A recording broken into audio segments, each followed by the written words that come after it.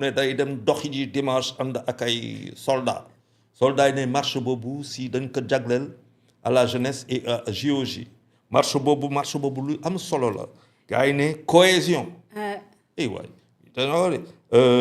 Forces armées partenaire des Jeux olympiques de la jeunesse Dakar et tout léegi seen moment boobu ñu ne moment de cohésion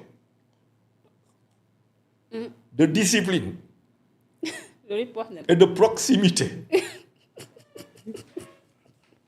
comme par hasard. Est-ce que c'était une réponse au terrain meeting de Ousmane Sonko, le rue, la République? Moi, j'ai vu la réponse, elle s'appelle cohésion, discipline, proximité. Je ne sais pas qui conseille ce monsieur-là. Mais il est fort. Qu'il est conseil, mais c'est de la haute stratégie. kon Diomaye nekkul lu ko gars yi jàppe nii. Mosuma kaa jàppal noonu même sama daan wax di ne na jox Sonko lu mu moom mais Diomaye j'ai eu la chance def benn jàkkaarloo ak moom. jàkkaarloo bu metti quoi ak. ah oui loolu mën a wax si Diomaye. lu mën a wax si moom nga ne. L'homme Diomaye en fait parce que c'est quelqu'un qui ne communique pas, c'est quelqu'un qui ne parle pas. Au contraire, pour moi, il communique. Job. Oui, il communique. Il n'est pas bavard, on peut dire. Il y a une communication verbale, une communication non verbale, une communication paraverbale, un silence. Le silence est une communication. C'est quelqu'un qui communique. On ne s'est pas arrêté sur sa communication pour analyser. C'est-à-dire, il n'a pas parlé, il n'a pas bougé, il est tranquille. Communication, bu mu def ak soldats yi ñëw sport ànd ak soldats yi dóor 5 kilomètres di match di tëb ànd ak gars yi.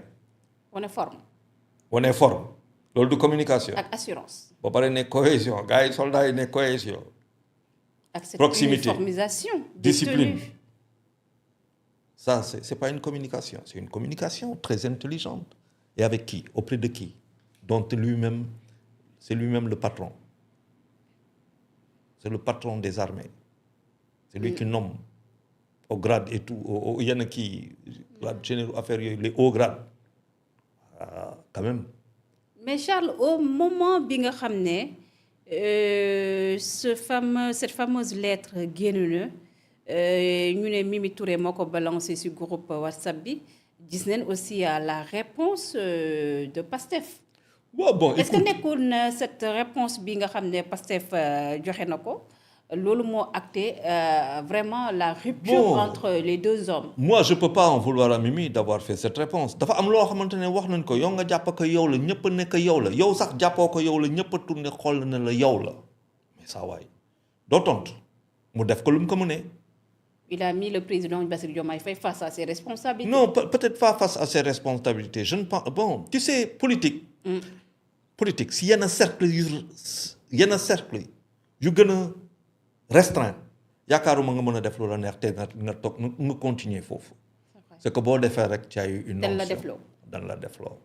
Xam nga nak politique bom au niveau pour nga mëna def yenn yi il faut nga peser lourd. Peser lourd, moi que jusqu'à aujourd'hui, Ousmane Sonko avait la conviction que c'était l'homme lourd, fort de ce pays. Il est lourd ou bataille ou lourd? Il est lourd. 10 na. Ah oui, Ousmane Sonko est 10. Il est lourd, mais Bassirou neutralisé nako. Mais Bassirou oyoful. C'est tout. Bu dee da kaa jàpp daa oyof di si ay nekkin. Oui. Si pouvoir oyoful. Mais ceux qui disent que Bassirou Diomaye Faye dafa trahir Ousmane Sonko. Est-ce que amuñu raison aussi bu ñu gisee ne Sonko moo ko tànn campagnal ko 10 jours. Que Dieu xam nga yenn mooy moom. dafa 10 trahison. waaw yenn mooy boo koy wax day fekk nga am lépp nga wax ko. lu ma jàpp mooy que ce qui est regrettable ce qu'ils auraient pu nous épargner cela parce que sénégalais yi defuñu lii yëpp pour lii.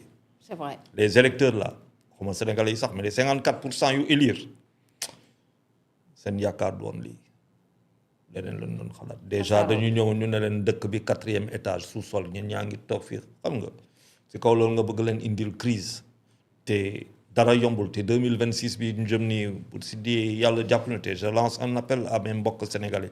boo amee 10 000 francs teel boo amee 10 000 francs teel 4 000 francs bu fekkente ne oyofal baa ngi leen di rey na ngeen woote ñëpp toog si kër yi ngeen dóor seen réunion bu dul jeex ne dóor réunion ne bon léegi daal na nit ñi fay seen climatiseur fay seen ventilateur yi si bëccëg du koy utiliser guddi rek man da koy jàppale sumay mbokk rek laa mën a def. parce que xam naa fu ñu jëm nii bu continuer nii. crise institutionnelle bi. bu continuer nii non économie bi ak kii bi faaw que ñun ñu commencé man daal léegi moom damay. daaw man war xaale xam nga damaa doon ñëw dugg taxi rek damaa mun dosi rek damay ñëw dugg taxi rek toog.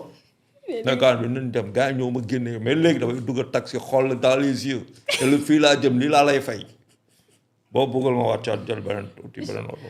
Charles bu dee jël lu ma suba oto. Charles jàpp nga ne le premier ministre Ousmane Sonko dina démissionner.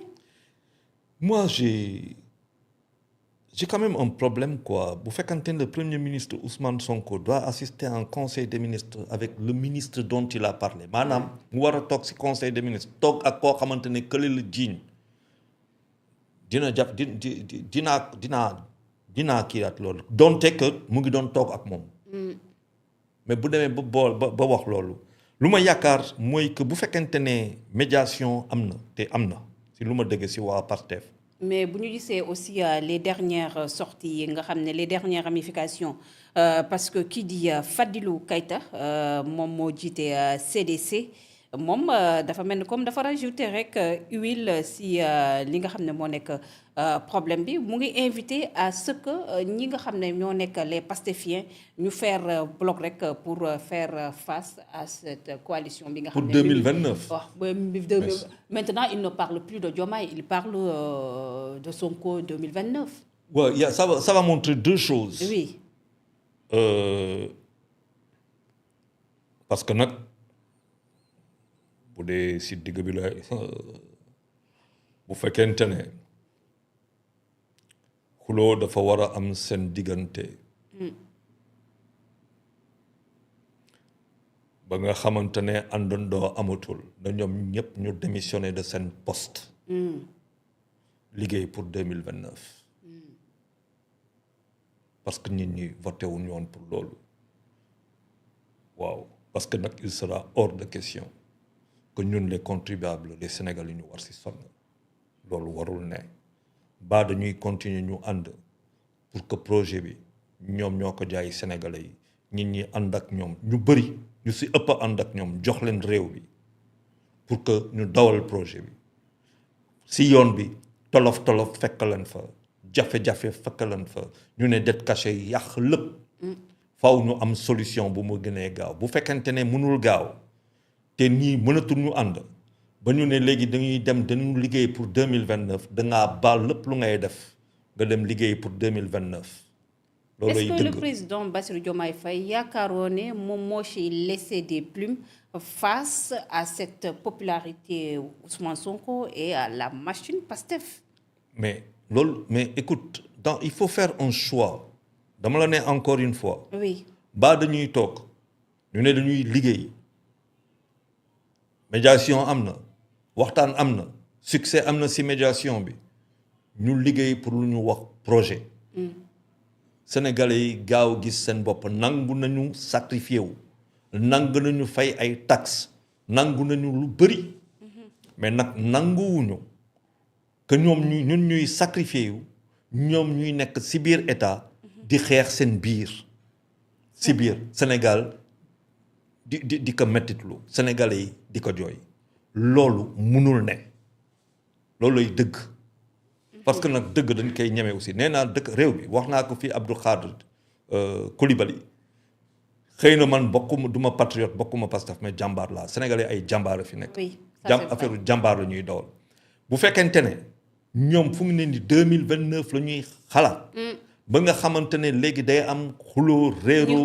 ngaayo président. waaw te dafa ba nga xamante ne deux ans. ça bu pose fekkente problème. ne ça pose un réel problème nit ñi nañu dem taxaw pour 2029 ñu jël lëngéey jox ko président Bassirou Diomaye mu nommé ñu muy nommé. mais mënuñu toog si biir appareil xeex di am si biir appareil ce n'est pas possible. boobaa dafay indi sax sabotage. non waxuma tout est possible. Ouais. mais ce n'est pas possible. On ne peut pas avoir 5 490 milliards à payer l'année prochaine. 14 000 et quelques milliards à payer d'ici le 31 décembre 2028. Sénégalais yi toog di dee di gën a sonn munul ne kooku moom munul ne. est-ce que xam nga léegi suñu voisine bi di Guinée moo ñu raw en termes de PIB. Bon léegi ñoom dañu def benn rebasing. C'est-à-dire ils ont recalculé c'est sur une nouvelle base. oui. C'est sur une nouvelle base. Ñu recalculer c'est vrai. Ouais. Bon bu ñu fàtte aussi que Guinée en terme Guinée si yoon moo ñu waroon nañu romb lu bëri parce que Guinée. mais ñoom seen. si ay richesse lu mu am. Guinée lu dafa mu am instabilité. waaw dafa am instabilité mais ñun attention nag ñun depuis 2002 je t'ai dit le 26 septembre 2024 à aujourd'hui lépp lu ñu wax ba tey catastrophe problème rek la ñu indil. C'est lépp vrai. lu ñuy def ba tey problème amuñu si benn bu dee caa une espérance bi pan mu am lu daanu loolu tax ma ne la les divergences si elles doivent continuer au sommet de l'État ba pare ñii di xeex par rapport à 2029 Sénégalais yi war a toog di souffrir entre-temps le président de la République est invité à prendre ses responsabilités looluy dëgg. prendre ses dama la ne responsabilités c'est de se séparer. dama la de ne son premier bu ministre. bu fekkente ne réew bi dañu toll foo xamante ne ñi ñaa ngi toog di wax. di ne ñun déggoowuñu problème am na dañuy ngiiroo xaw ma dañuy. xiiroo jaxase wala ay affaires yu demee noonu réew bi nar si souffrir nga foog ne léegi Sénégalais lu ñuy def dañuy toog nit ñuy toog di xaar comme ça et c'est difficile pour nous mais ça veut dire que le pays où est-ce qu'on va aller au lieu de ça veut dire là mais que le président que Ousmane Sonko soit candidat en 2029 mais ça doit étonner qui mais est-ce que c'est le waxu moom que ça soit Pastef ñu war si liggéey pour que Sonko nekk le candidat de 2029 ça doit retarder qui ça doit retarder le Sénégal non. ça doit pas retarder le Sénégal c'est quelque chose de naturel est-ce que loolu war nañu tardel mais bu fekkente ne léegi nag si biir loolu xuloo day am xeex day am si biir dans l'appareil d'État ñu bëgg a directeurs yi yenn directeurs généraux di wax yenn ministres yi xeex war a am Sénégalais yi di si souffrir mais ñun on les a élus pour ça kooku alors à ce moment-là il faut s'assumer responsabilité boobu am na mais moi je ne suis pas d'accord xam nga dama ne il y a des fonctions yoo xamante ne gis nga njàpp fonction bu gën a metti Sénégal fonction président de la République la c'est vrai que de 2024 à partir du 3 avril 2024 ba tey fonction premier ministre dafa metti xam nga pourquoi mu gën a metti parce que si gannaaw projet ba moom mooy le dépositaire du projet ça renvoie un peu aux années de 1960 où il y avait le président Senghor et le président du conseil qui était comme un premier ministre qui était le premier ministre ñoom ñaar ku si nekk ñu amoon benn régime quasiment parlementaire c'était très puissant à l'époque et loolu moo indi que la dualité cassait lépp ba après ñu am ay régime présidentiel président yi fort mais pour la première fois depuis boobu on se retrouve dans un contexte boo xamante ne le premier ministre est très puissant et ñu ba président nangul ko lu bëri ñun ñëpp Sénégalais ñu nangul ko lu bëri wante ñoom ñaar lan moo leen tax a jóg lu dul république Sénégal ak sénégalais léegi seen problème va prendre le dessus sur notre problème sur notre vécu à nous. En tout cas, c'est pas possible. En tout cas, ça ne doit pas non, loolu, ça serait... se passer comme ça. Charles, je pense qu'on a fait le tour de l'actualité. Lu ñu waroon waxtaane yëpp